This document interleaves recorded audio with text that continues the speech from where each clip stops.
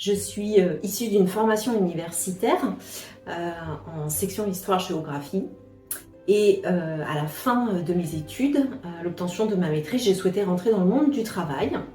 Arrivée dans notre région, je me suis rendu compte que le marché de l'emploi était très différent de la région parisienne. Je suis passée par la case Pôle emploi et c'est la conseillère qui me suivait à l'époque qui m'a proposé de réaliser des journées découvertes pour découvrir le métier d'assureur. J'ai accepté et à l'issue de ces 2 jours, je me suis rendu compte que c'était vraiment un métier fait pour moi. S'en est suivi en fait un parcours professionnel de 14 ans dans les assurances, à la fois dans des grandes structures, mais aussi dans des plus petites structures, et notamment un cabinet de courtage qui était vraiment une entreprise familiale qui a malheureusement mis la clé sous la porte et qui nous a tous licenciés économiques.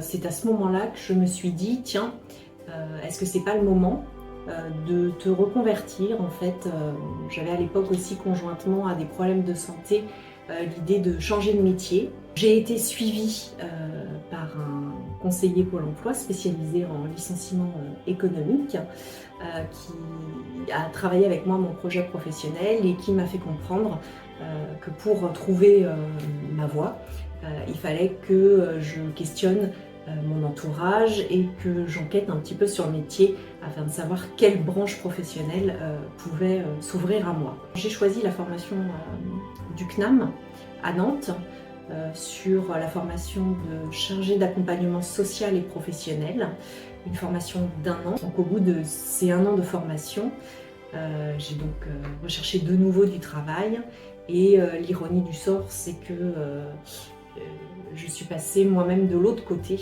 en tant que conseiller Pôle emploi pour les licenciés économiques. À l'issue de ces 12 mois, j'ai pu intégrer Randstad, une agence de travail temporaire dans laquelle je suis toujours depuis cette année. C'est de reprendre des études quand on est adulte, c'est compliqué quand on est maman.